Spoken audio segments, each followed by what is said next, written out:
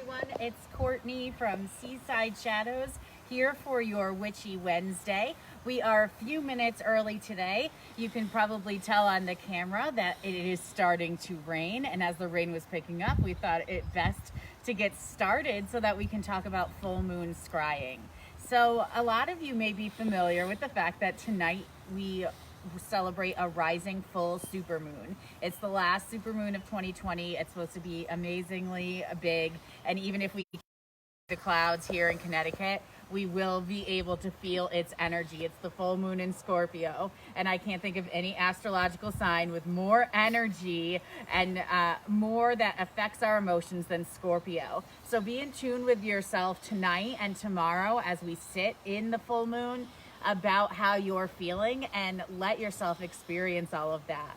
But during full moons, it's a really powerful time to do a lot of things, and rituals have been historically important for cultures over the centuries on full moons. One thing we've discussed here on Witchy Wednesday is full moon water. Having water that brings you luck and abundance and goodwill, and utilizing that in your witchy adventures is something that is important to have, and maybe just want to have in your home, and you can use it in tinctures that you put together. We have our full moon water here from last month's full moon, and we're going to use a little bit of it today. We also will be gathering full moon water tonight. I personally like getting it from flowing water. I go to the river near to where I reside, and if you don't have that, it's absolutely okay to just get some tap water and put that water out under the full moon so that it generates energy. So full moon water is one of my favorite rituals, but another ritual that has become increasingly popular over the centuries, not just years or decades, but centuries, going back to the 5th century, we're talking about scrying. And scrying is a form of divination, of being able to see the future and what's to come, and getting images, whether you're psychic, intuitive, or you're just trying to start off on that path. Scrying is a great way to start to see images that help give you a sense of prophecy. And that is what people have been doing in a variety of cultures. The first history of scrying dates back to the Egyptians, and they actually would scry using oil, and they would be able to see different images in the oil, and sometimes they would select actually younger people that would be in charge of doing the scrying for the community. But they had a variety of gods that they would also look to, who they believed to be the original people who scried. But when we look to ancient Celtic cultures, we see that archaeological digs have often provided evidence of scrying plates, which are essentially shallow cauldrons, much like this one, just slightly shallower, with cast iron and things like that as the years went on. But they only found those scrying plates in Celtic neighborhoods that were invaded by the Vikings, or that had a Norse settlement there for a long amount of time. So that shows that the Druids and pagans both had a connection with scrying over the centuries. When we look to early American cultures, we can actually find scrying as well. The Native Americans very much used scrying, but instead of using water or oil like the Druids or the Egyptians may have, they scried with smoke, seeing images in the smoke that would be prophetic. Are they the only cultures that have done this? No. A lot of Eastern cultures, specifically in China, have been known for scrying, and some say it originated there. And the oldest scrying method that came over to the Celtic cultures and really became immersed in Ireland and Scotland is tea leaves. Looking into your tea leaves to see that the shapes and what it would mean for your future. I love doing tea leaf readings. It's something I do with clients often, and your tea leaves do know what's to come. So be your vessel a cauldron or a plate or a cup, and be your means of being able to see the future through water, oil, leaves, or smoke. Scrying can be used for any of that, and all of that is quite powerful. I, as you know from previous sessions, connect very much with Celtic and Norse cultures, and so that is why I am drawn more to, of course, the cauldron with the water, And I'm also drawn to the use of the pendulum, which many believe was a Norse use as well, to utilize stones in certain objects. And the pendulum is something that you can do with a cauldron or without a cauldron, seeing the direction of where things go and asking questions. So scrying, as we can see, spans centuries. It allows us to see the future. What are some things that have changed or not changed? Back in the day, especially in Native American cultures and Celtic cultures, it got passed on that you had to inhale a great amount of incense prior to scrying. So that way that you had a little bit less oxygen in your blood going to your brain, and so you would be more a receiving type person for the images that you're about to get. You don't have to do that now if you are open to what spirit has to show you. What's important are a few things. Cleansing before you scry and making sure you set the intention. Because when we open up a portal of any kind to the spirit realm, which we do when we scry, it's incredibly important that we set the energy and that we have some protection. So we have some things over here that are going to help us with that protection. The first thing that you're going to want to do is you're going to want to put some sage onto your object so that you can set the intent. So I'm going to spray some sage over the fire, not putting it out, but that's cleansing any possible negativity that could come. And then I'm also going to pendulum. I did this prior, but it's also making sure we are only inviting our ancestors and spirits that can aid us in doing this today. Now, that we want to do, make sure that the energy is good and from the earth herself, is put a little bit of an herbal mix into our cauldron. And so right now I'm putting in lavender. It's great for protection and also peace, and so we want to make sure we have that good energy flowing in the cauldron.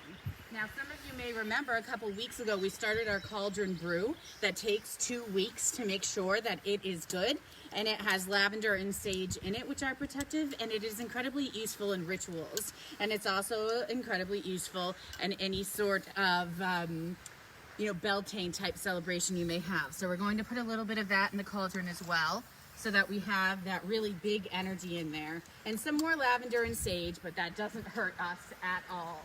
So we have the cauldron brew in there. We have a little bit of lavender tincture. We have it sprayed with sage. And then it's important to add a little bit of magic. And so we are going to add a little bit of magic from last month's full moon water on the full moon today. So I'm just feeling that that vibe is incredibly strong to full moon energies.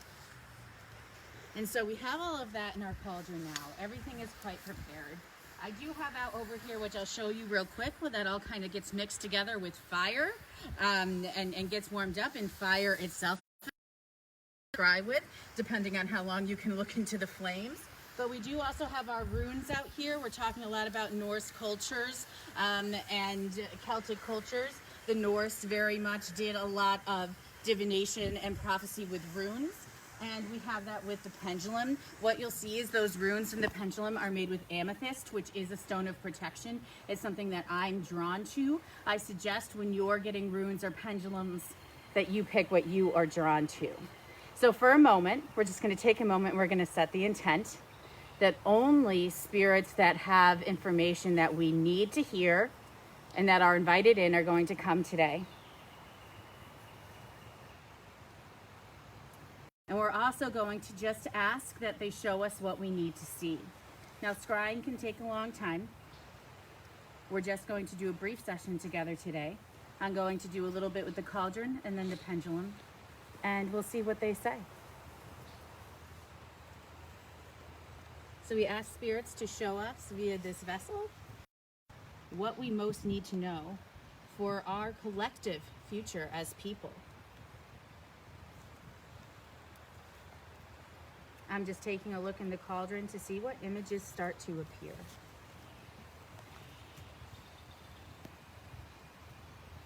One image that's forming in the bottom of the cauldron, and you can kind of see it as the smoke starts to rise above it. And what I almost see as it is the shape of an arrow. And the arrow is propelling us forward. And the arrow, while it travels violently, is something that goes forward also quietly. Quiet yet violent. And I think we all feel that right now. We're being propelled forward at a rapid rate as humans together, as we're growing. And it seems like a lot of things are going wrong in that process, but we're going forward. And that arrow reminds us of that direction, but it also reminds us to be strong, to stay armed emotionally.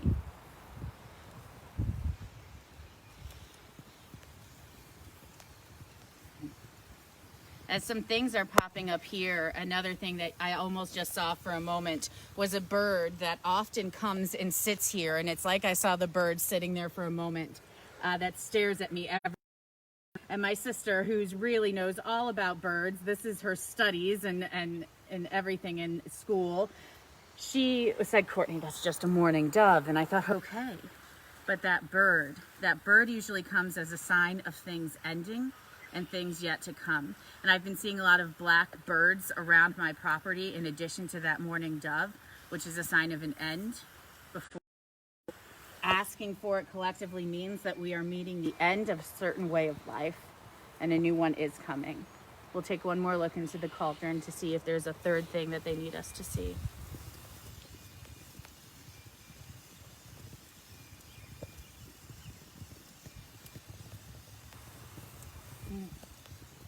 All I saw personally, and it just came really rapidly, you can watch the video and see if you saw it again too, is just a lot of faces. It was like I saw faces, older faces that I didn't recognize, younger faces, faces from a variety of places, just boom, boom, almost like the quickest montage you've ever seen. And what I think they need us to know is they showed us, I'm heading back into the smoke here. And last, we're going to do a little scrying with the pendulum. You can use the pendulum over the water, kind of double up your energy between air and water. You can see that the pendulum's moving wildly over the water. How would it move normally? You be upon command. So I usually like people how the pendulum, so we know that that's what yes and no means. So we will ask to confirm what we saw in the cauldron. And the first question we'll ask is, are we being propelled forward through a tough time? And is there still more to come?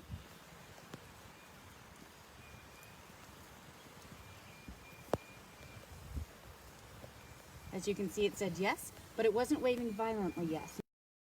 We're in the process, but we're going to get through it. The next thing. Is there an end to a certain cycle of life that is ahead of us so that we have a new beginning as people?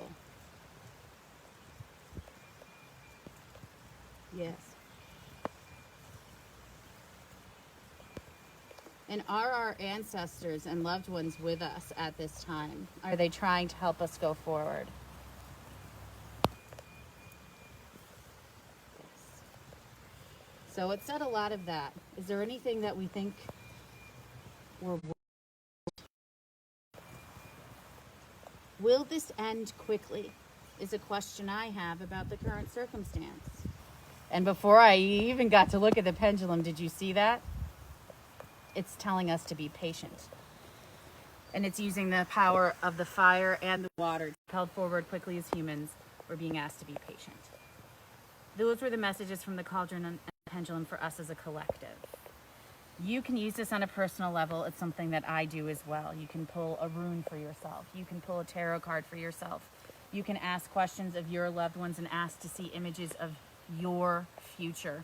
Back in the day, if you've ever heard that on Halloween night, women looked in the mirror to see their future husband, that was personal to them, and that's who they would be looking for. Of course, that translated into horror stories like Bloody Mary, but that is a form of scrying using mirrors, but it's personal.